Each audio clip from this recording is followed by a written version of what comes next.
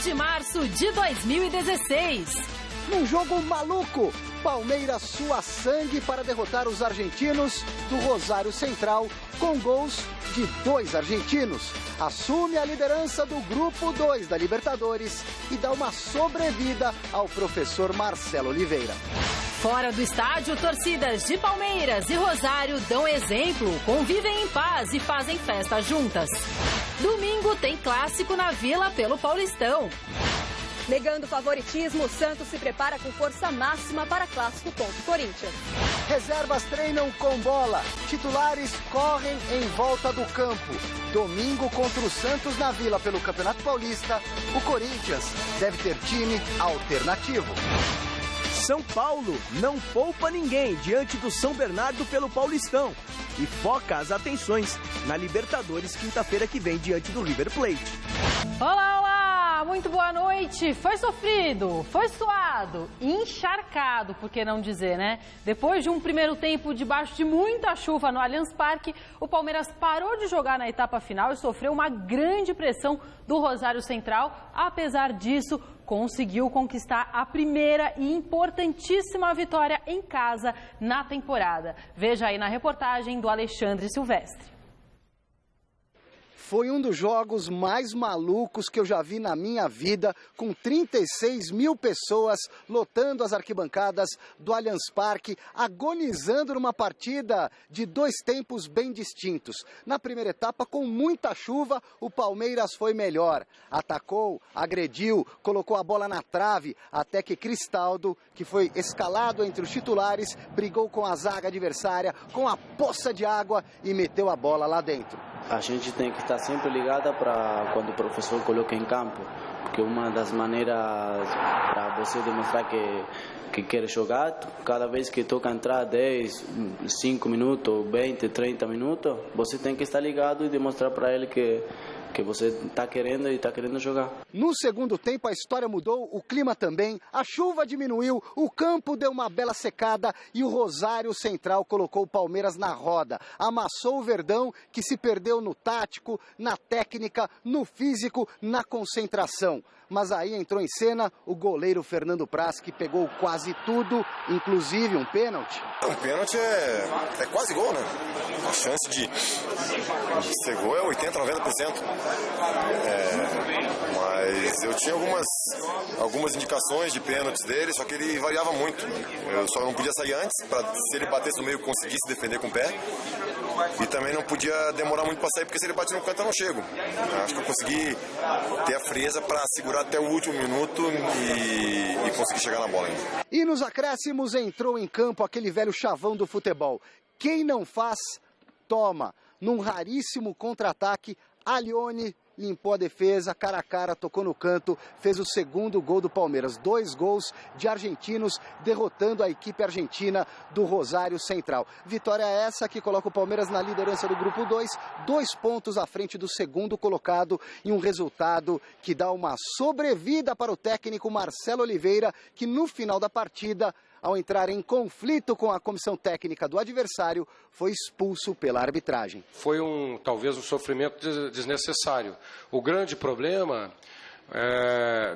foi dar muito campo para o adversário e quando a gente retomava a bola, a gente não saía jogando normalmente para encaixar um contra-ataque. Eles estavam muito adiantados, né? Eles ofereciam espaço atrás porque adiantaram muito a equipe e é uma grande equipe, é só isso, é um grande time, talvez seja um dos times que mais toca a bola no futebol argentino atualmente e aí se aproveitou desse espaço que tinha e de não termos a bola depois que retomávamos.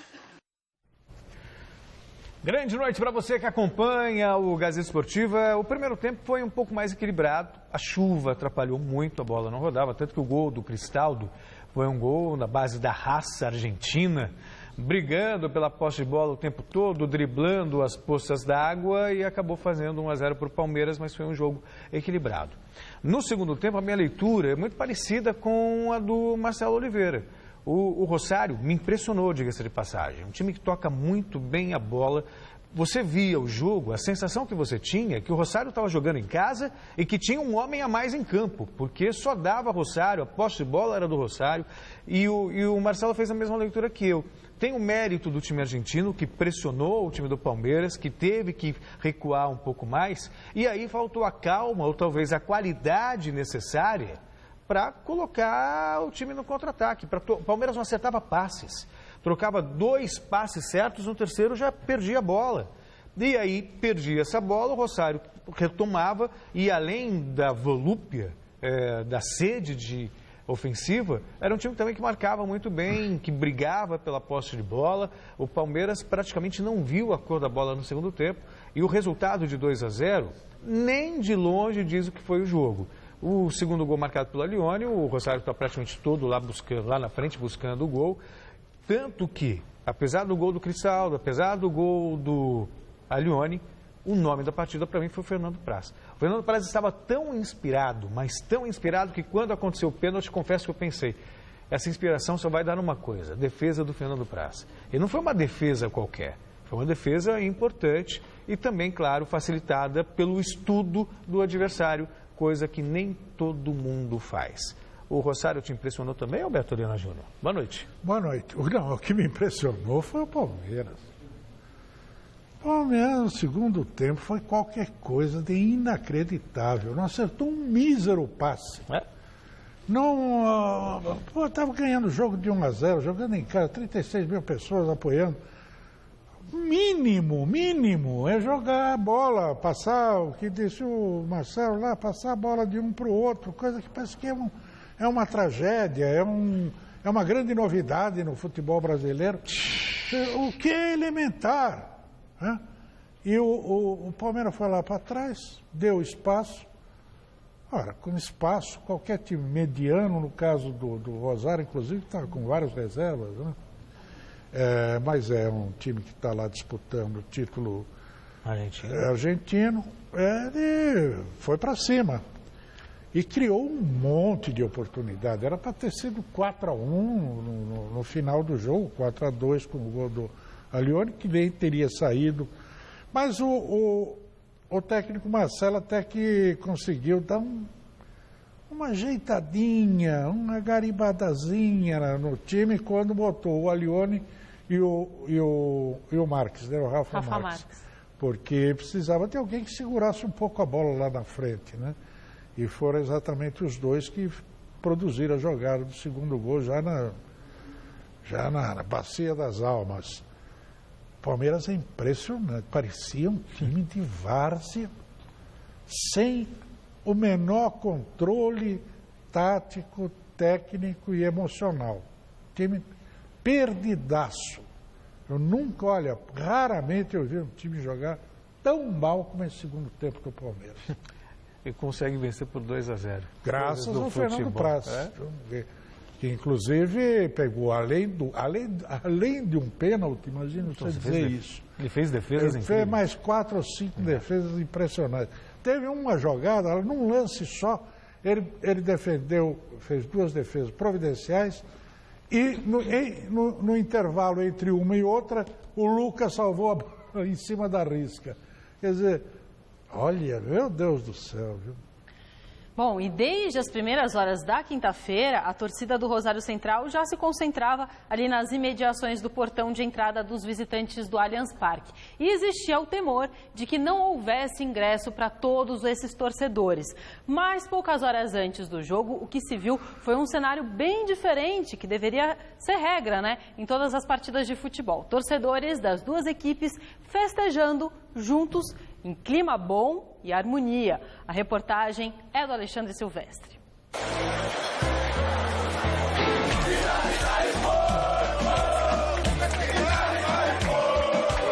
Mar Verde, 36 mil palmeirenses a caminho da arena e uma meia dúzia infiltrada em território inimigo?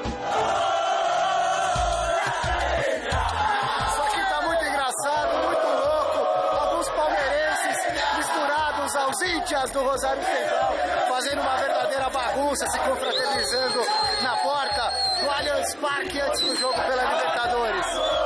Olha que legal!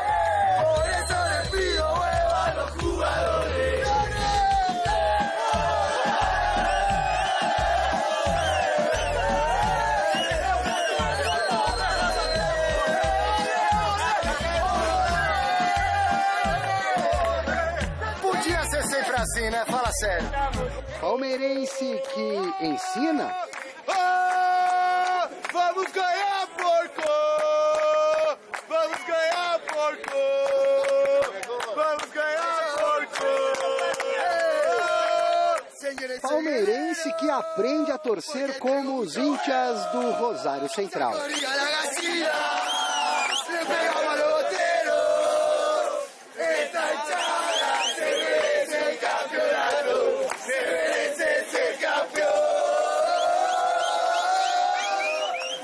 Argentino com guarda-chuva do Brasil, palmeirense com chapéu do Rosário, política de boa vizinhança. Esse é um palmeirense corajoso, hein, cara? Tá se dando bem com a rapaziada aí. Muito bem, muito bem, muito bem. Eu vou para Rosário e vou ser bem recebido lá. Eles vão fazer um assado em Rosário para Palmeiras. Somos amigos. Sim, rivalidade só dentro do campo. Lá fora do campo somos amigos. E quem não é de torcida organizada fica meio encanado. O cara tá de boa, agora dá um friozinho na barriga, né? Dá um pouquinho de medo, tem bastante gente. Esse clima de paz dá uma tranquilizada também no pessoal da Polícia Militar, que estava preocupado com a presença de mais torcedores argentinos do que ingressos disponíveis para os visitantes. 1.700 bilhetes. Então, menos mal. Amistad. Muy buena gente, de corazón. Palmeiras, amigo. No fim das contas, todo mundo entra no estádio, principalmente aqueles que chegam em caravana, numa excursão, com ingressos garantidos e bem surpresos com o tratamento amistoso da torcida e da diretoria do Palmeiras.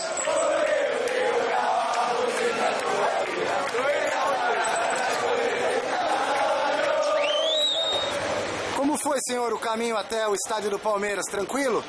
Tranquilo, extraordinario. Nunca vimos una cosa así de los 73 años que tengo, que nos hayan llevado desde el aeropuerto hasta acá con tanta custodia. Extraordinario.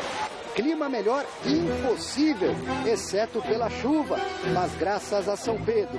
E aos gringos, um humilde ambulante brazuca também faz a festa antes da partida. Aí, obrigado, meu senhor, meu Deus! Obrigado, meu Deus! Obrigado, meu Deus! Vou pagar meu aluguel, meu Deus! Muito obrigado! Podia estender o agradecimento a São Pedro também, né? Por que não? Muito amigos, hein? Muito amigo. Muito bonita essa manifestação aí das duas torcidas, né? Mas eu queria fazer uma ressalva. O argentino, ele não tem pelo brasileiro a bronca que o brasileiro tem em relação ao argentino. Ele leva mais na gozação. Aliás, para falar em bronca é uma expressão também do lunfardo, da gíria argentina que o brasileiro importou. Como várias outras, né? Aliás, um monte. Mas o que eu queria dizer é o seguinte: essa história do Marcelo Oliveira elogiando muito o futebol argentino, eu tive o desprazer, pouco antes do jogo, de assistir o Boca Juniors e Racing. O joguinho tedioso, o joguinho vagabundo. Vamos falar dele agora, daqui a pouquinho. Meu Deus do céu. Pra não dizer tipo já. E isso aí é um problema que o brasileiro, o argentino, o uruguaio, sobretudo, que mandaram futebol, né, boa parte do mundo, estão vivendo. É muito medíocre o futebol que está sendo praticado. Por que tedioso? Nesses 3 séculos. Por que medíocre e por que tedioso? Medíocre, porque não tem imaginação. Criatividade? Não é bonito, não tem jogo, não acontece nada, não tem imaginação, não tem fantasia, não tem nada. Fica um negócio de faltinha para cá, faltinha para lá, e ligação direta, e é isso que está acontecendo. Olha, meu Deus do céu. E nós estamos importando tudo de lá, hein? Da Argentina. Tudo quanto é jogador, técnico e tudo mais. Sei lá, viu? Agora, em relação a essa A harmonia entre as torcidas realmente é algo que não é comum. Eu só vi isso em Copa do Mundo. Em clubes e Libertadores ainda, isso põe por terra aquelas, sabe, aquele folclore, Libertadores é guerra, tem que ter rojão para acordar jogador. Olha aí, as torcidas podem se entender muito bem, sabe? Estão ali festejando, começa o jogo, cada um vai para o seu lado, torce para o seu time, terminou o jogo, alguém vai para casa chateado e alguém volta para casa feliz. Simples assim e ponto. É uma partida de futebol. E finalmente alguém falou aqui do meu lado, falou a mesma coisa que eu digo. Sempre disse aqui, a rivalidade do brasileiro com o argentino é muito maior do que do argentino com o brasileiro. Sim. A gente é complexado, é por isso. Agora, o Marcelo Oliveira se estranhou com o técnico, né? Durante a partida. Coisa de jogo. Aí ficou essa história de que lá tem volta, né? Tem volta. Mas que bom que a torcida ficou legal. A torcida deu exemplo. A torcida deu exemplo. E domingão tem duelo entre alvinegros na Vila Belmiro. De um lado, Santos, líder do Grupo A com 12 pontos e apenas uma derrota nesse Paulistão. Do outro lado, Corinthians, única equipe que ainda não perdeu na competição e que, com bastante tranquilidade, lidera o Grupo D com 17 pontos. O repórter Alexandre Silvestre fez uma reportagem especial com ídolos do passado que fizeram história daquele que é considerado o clássico mais antigo do futebol paulista.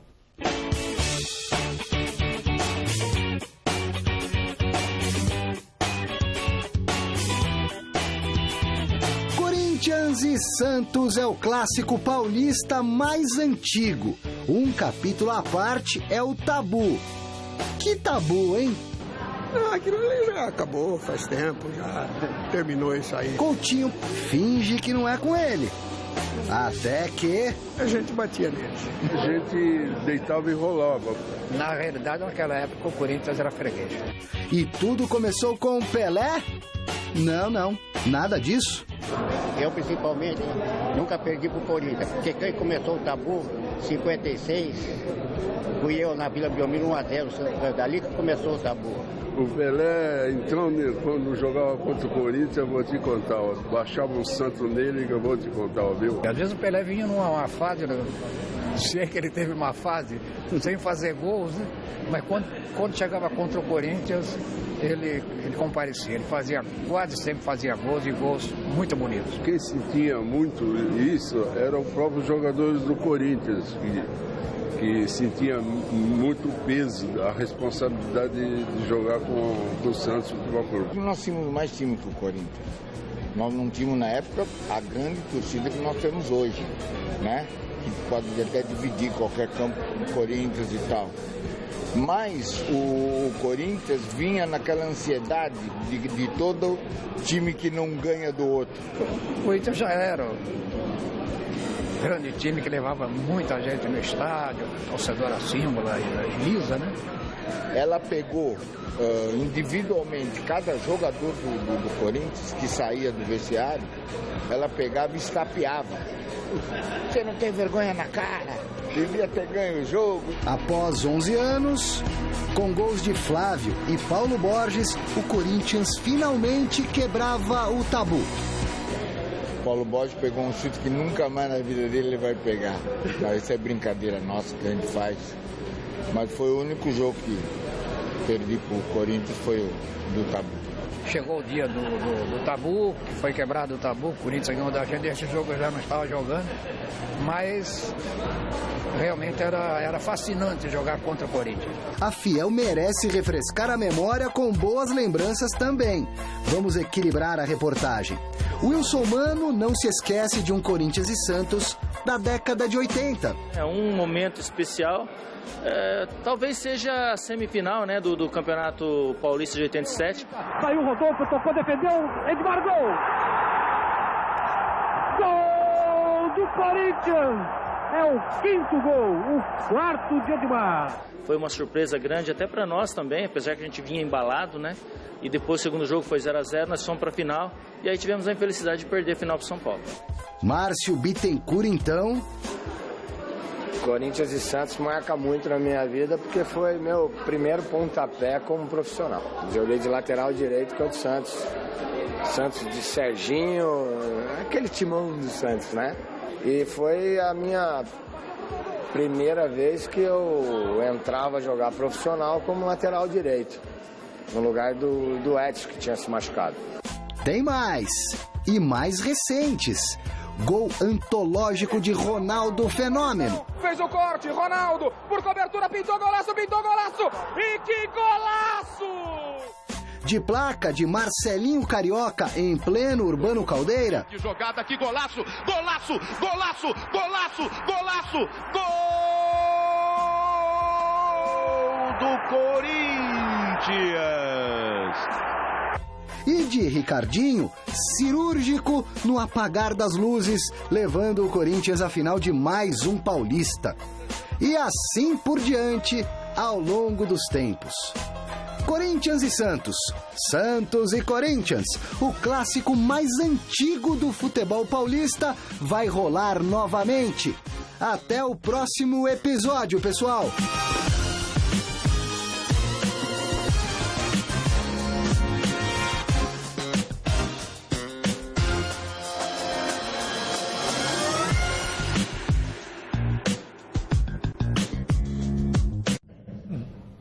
Me lembro desses clássicos, né? Esse período dos anos 60, que só dava Santos mesmo, né? De 56 até 70 só dava Santos. E o Pelé era um inferno. Pelé era um inferno. E eu me lembro que num desses jogos da antiga geral lá do Pacaembu, tinha um negão careca, sentado de costas para o campo. O jogo rolando, ele sentado de costas para o campo. E gritava assim: Senhor, Senhor, quebre as duas pernas do negão, as duas, porque uma só não resolve. Era torcedora corintiana. Mas era uma beleza aquele time do Santos, meu Deus do céu. É verdade, timaço mesmo. E sobre o clássico agora de domingo, não, tudo bem, você vai perguntar, não vou nem falar nada. Vamos para a nossa enquete, vocês já sabem qual é a enquete. Gazetesportiva.com, gazetesportiva.com, a gente quer saber o seguinte: qual vai ser o resultado do clássico entre Santos e Corinthians, da Peixe? Tá empate? Ou o Timão leva? Acesse o site, vote o resultado, eu dou no finalzinho do programa de hoje. E aí, senhor Celso? Puxa vida, viu? Ui! Empate. Tá, eu confesso que eu também acho que é empate, tá? E aí, Alberto? Eu também acho que é empate. Então tá, então estamos aqui todos afinados hoje. Domingão, a partir das 9 da noite, tem Mesa Redonda Futebol Debate com tudo sobre a rodada do Campeonato Paulista e o clássico, lógico, entre Santos e Corinthians na Vila Belmiro. A gente vai falar também sobre a Semana dos Brasileiros na Libertadores, claro, com a análise dos nossos comentaristas. Estarão conosco dois personagens que já brilharam com as camisas de Santos e Corinthians, Robert e Marcelinho Carioca. A gente então te espera a partir das 9 horas da noite, tá bom? Vamos conferir agora a rodada desse fim de semana do Paulistão. Amanhã acontecem 5 jogos. 3 começam às 4 da tarde. O Botafogo recebe o Mojimirim em Ribeirão Preto. Oeste e Água Santa jogam em Itápolis. E o São Paulo enfrenta o São Bernardo no Pacaembu. Às 6h30, em Campinas, tem Ponte Preta e 15 de Piracicaba. Audax e Ituano jogam às 8h30 em Osasco. No domingo, às 4 horas da tarde, na Vila Belmiro, tem Santos e Corinthians. No mesmo horário, na Arena do Verdão, o Palmeiras recebe o Capivariano.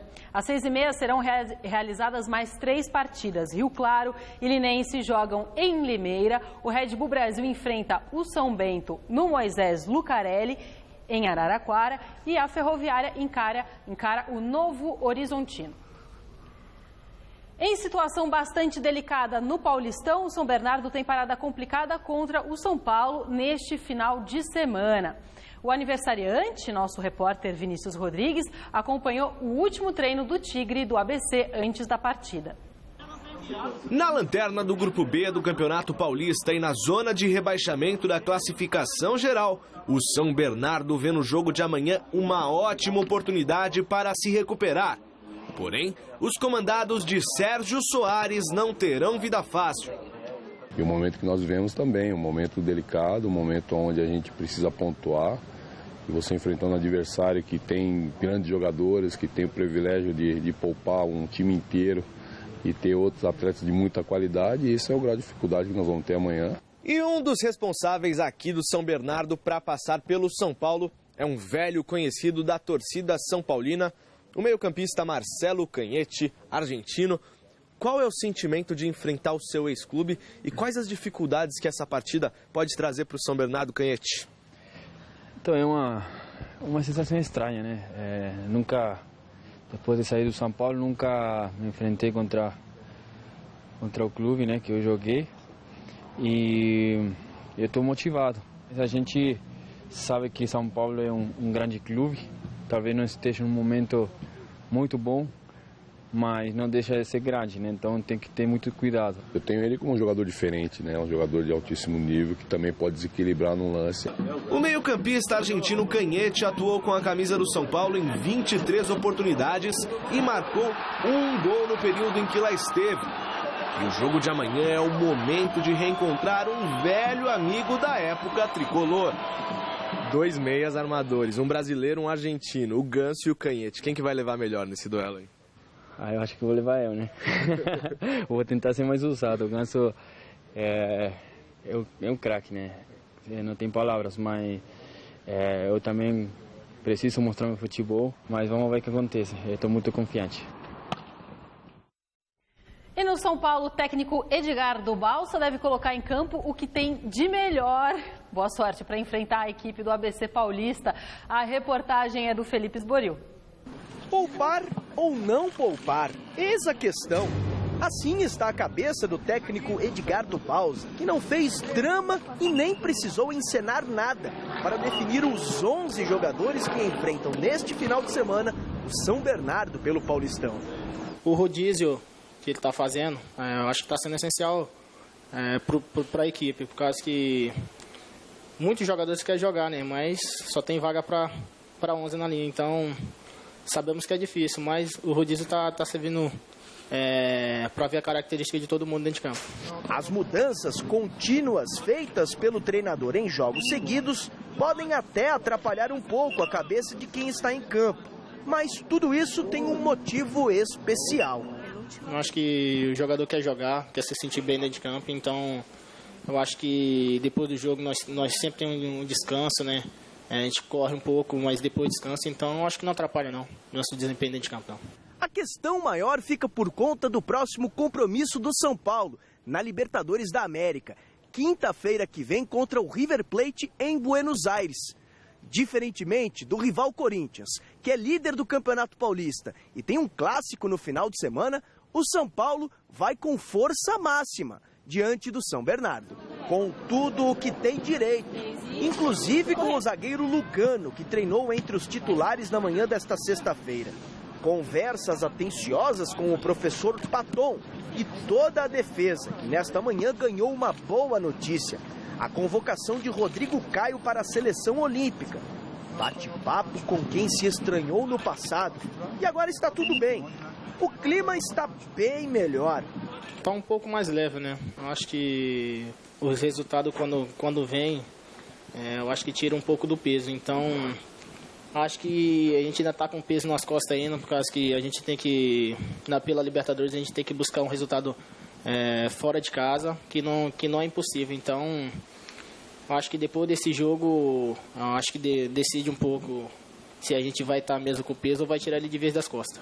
Nada de poupar jogadores. O time precisa de entrosamento.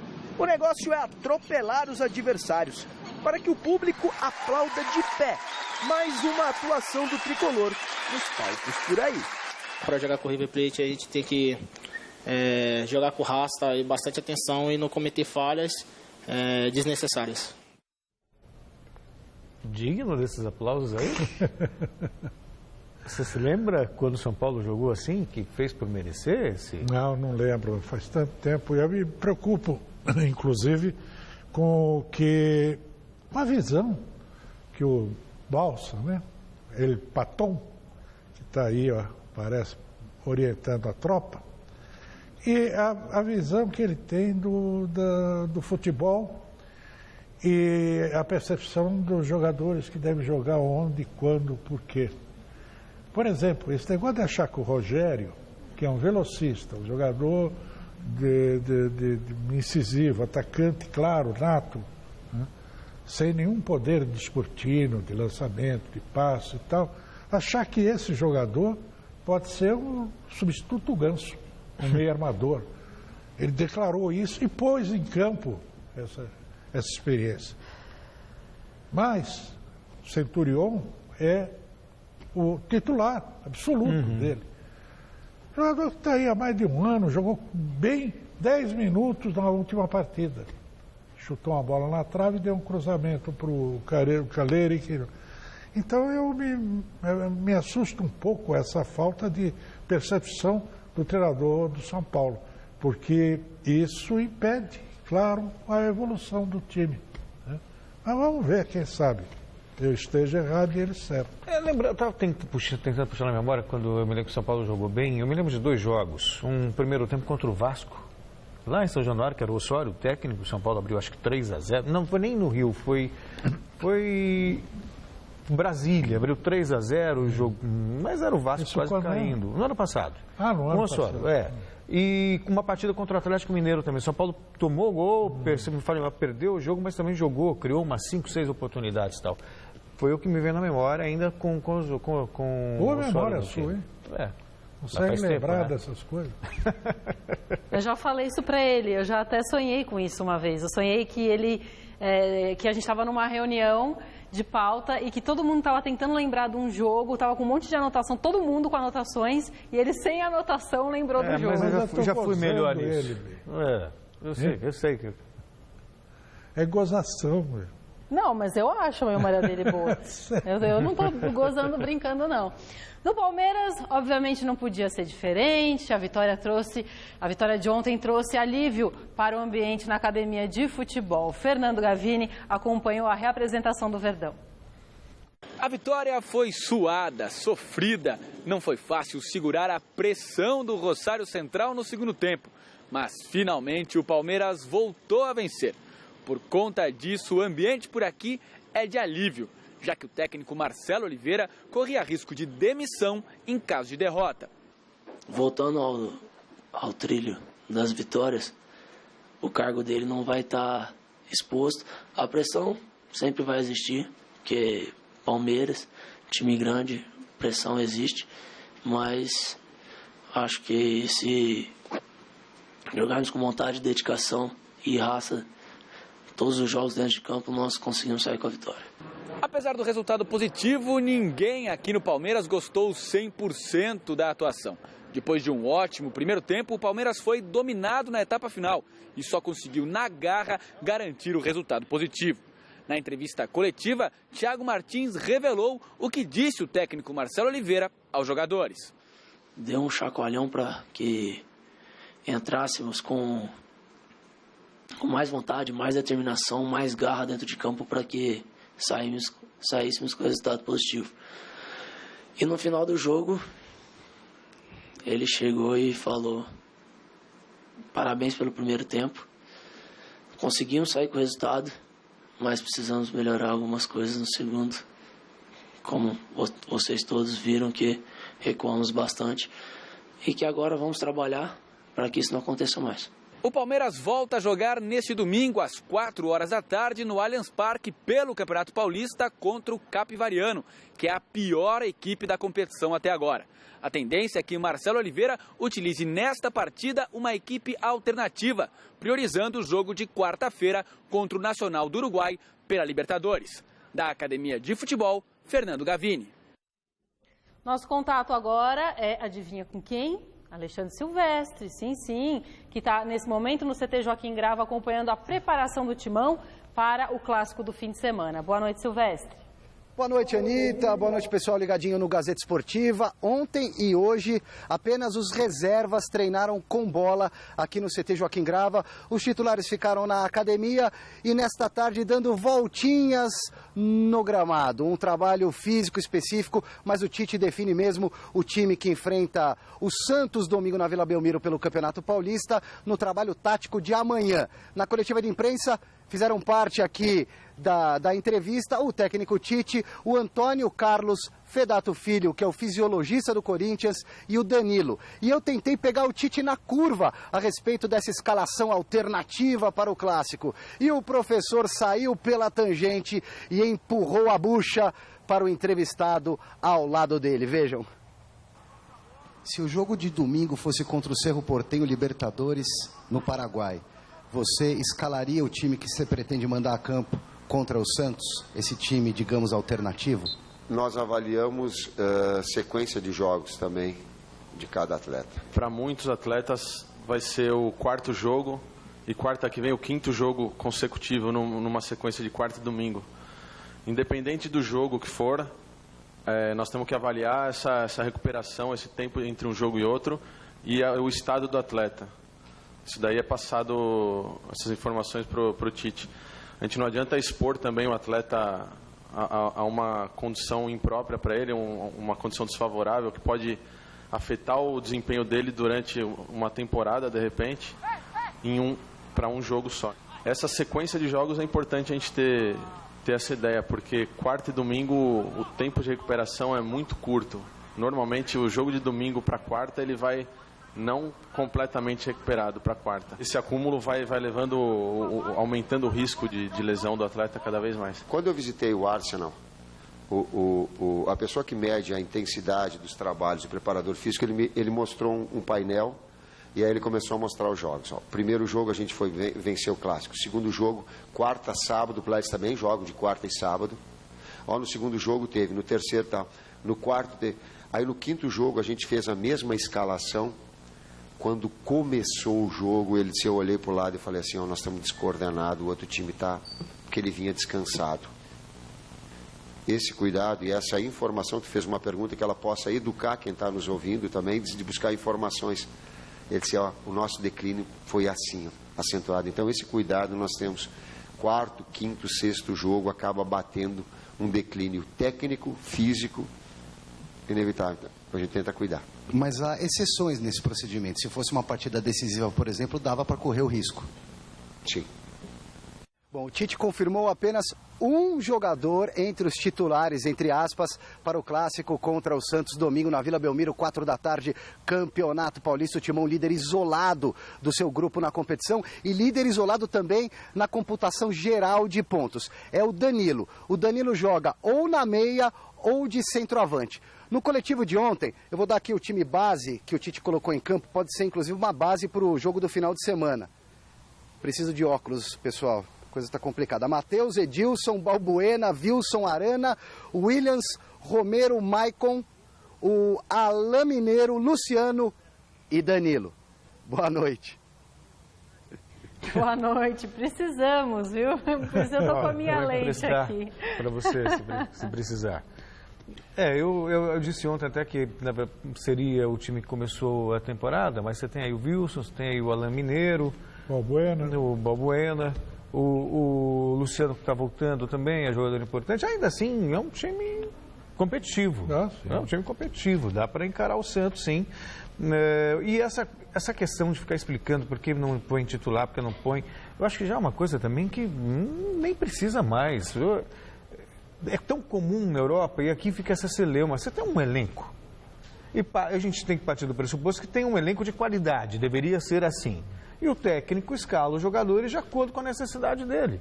Até porque ele tem uma temporada exaustiva, num calendário irracional, com jogo quarta, domingo, e se não fizer esse tipo de trabalho, que é baseado na ciência, na fisiologia, ele vai perder jogadores lá na frente. Então, fazendo esse trabalho, tanto que poucos jogadores do Corinthians se contundiram na temporada passada. E é fruto desse trabalho, desse acompanhamento, e por isso você monta um elenco, simples assim. Claro que você tem um time base, um time principal, para os principais jogos, mas você vai, inclusive, dando competitividade a todos os jogadores do elenco. Não por acaso tivemos aquele 6-1 do Corinthians sobre o São Paulo no ano passado, né? Não, isso não tem dúvida, ainda mais no caso do Corinthians, porque é isso que chama mais atenção. Há vários jogadores que estão voltando de longas contusões, como o caso do Luciano, que precisa de ritmo de jogo. há jogadores que acabaram de ser contratados, como o Balbuena, que precisa também se integrar ao time e começar a jogar bola. E há os casos de jogadores que precisam ser poupados porque vem aí Libertadores e tal, jogos mais importantes do que esse Paulistinha. O Paulistinha existe exatamente para isso. Pré-temporada. Pré-temporada, é a pré-temporada. Desgraçadamente, acaba virando motivo, alvo de demissão de treinador, que é uma estupidez, mas enfim, é o que acontece, é a praxe do futebol brasileiro.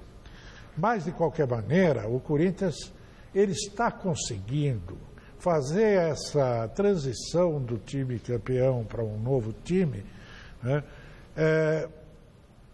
ganhando.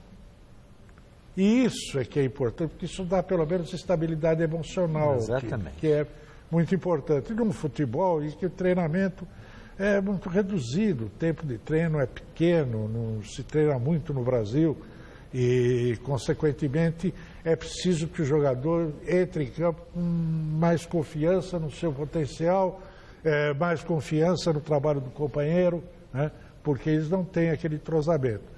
Acho que o Corinthians, de qualquer forma, está evoluindo, né, mais do que se esperava. Eu esperava um Corinthians muito mais bagunçado, mais vacilante nesse momento, mas, no entanto, ele está conseguindo manter o mesmo padrão, nada excepcional, mas o mesmo padrão, que é o suficiente para um futebol tão de baixo nível quanto o nosso, é o suficiente para ele se manter a torno dos demais, né? Bom, se o Corinthians deve ter um time misto no Clássico, no Santos a ideia é colocar a força máxima em campo. Marina Paniza acompanhou os trabalhos no Peixe, no CT Repelé. O jogo será na Vila Belmiro, local onde ainda não perdeu no ano de 2016. Teve uma semana inteira para se preparar para a partida. Conta com a volta do atacante Ricardo Oliveira e do goleiro Vanderlei após passarem a semana no departamento médico. Mesmo com todo esse retrospecto, o técnico do Santos, Dorival Júnior, nega o favoritismo do Peixe para o clássico de domingo contra o Corinthians. O Corinthians jogou uma partida o ano passado com uma equipe completamente modificada contra o São Paulo, e vocês sabem muito bem o que aconteceu. Então, não tem isso, não existe favoritismo. O Campeonato Paulista é um campeonato muito disputado, muito igual. As equipes ainda tentando encontrar um caminho, né, ao longo da competição, e eu não tenho dúvidas aí que teremos mais uma bela rodada e grandes jogos, muitas surpresas, mas ao fim de tudo isso aí o Santos vai tentar fazer o seu melhor e buscar a melhor colocação possível até o final dessa primeira fase. E mesmo com a derrota contra o Red Bull na última rodada, o líder do Grupo A se diz preparado para encarar seu segundo clássico no ano. Problemas aqui, eles ficam afastados. Eu acho que o importante é que existe sim uma concentração muito grande, uma preparação muito grande para um jogo de tamanha responsabilidade, que todos nós queremos fazer o nosso melhor. Mas e aquela sorte corintiana de fazer gols nos minutos finais, Dorival? O que fazer? A gente pede para o juiz terminar o jogo aos 35, deixa 10 para uma outra partida qualquer na sequência. Tomara aí que possamos nós nos aproveitarmos desses últimos minutos. Quem sabe uma hora vira também, né? Vai virar, não é só pro Tite que as coisas vão acontecer, né?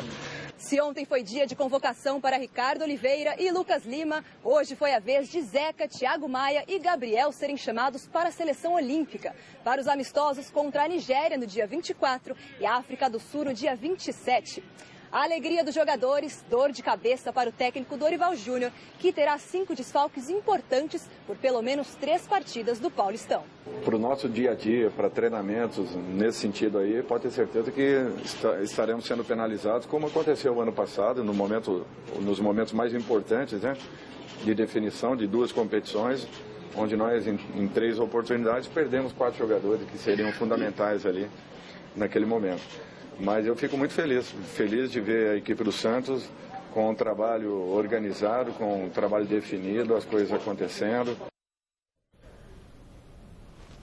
Fala. Alberto Leandro, eu não quero ser repetitivo não, mas eu acho que a história do Ricardo Oliveira, eu acho que ainda não, sabe? Não foi digerida. Não adianta. Não adianta, e a torcida pode pegar no pé, chamar de mercenário, sabe, mas eu não consigo ver ainda o Ricardo Oliveira com a motivação necessária para fazer o que ele fez no Santos no ano passado. E acho extremamente compreensível. Então, obviamente, aí vem uma convocação para a seleção brasileira, talvez isso dá afaga um pouco o ego, mas não sei se resolve. E eu acho até, pode ser uma interpretação equivocada minha, mas o próprio ambiente entre os jogadores acaba também ficando complicado. Porque, veja só, você vê um comportamento de uma diretoria na qual você não pode confiar. Essa é a razão, é assim que eu vejo as coisas. Imagino que boa parte dos jogadores também esteja vendo assim.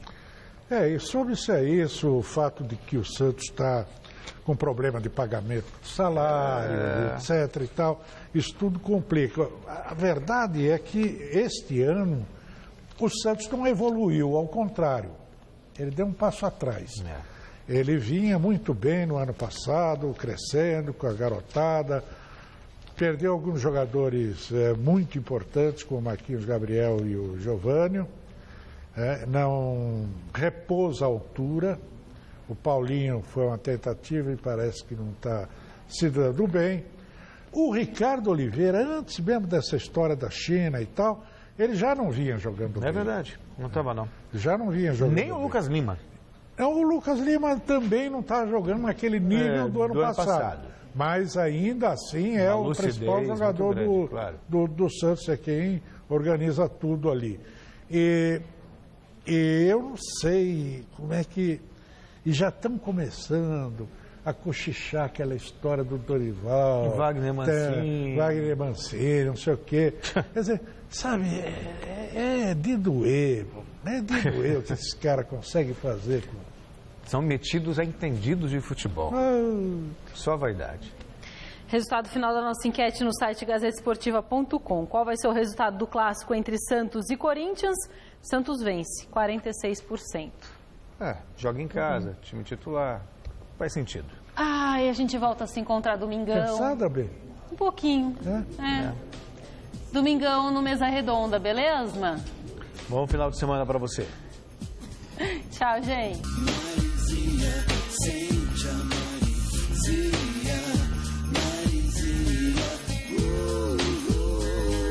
Apaga a fumaça do revólver da pistola.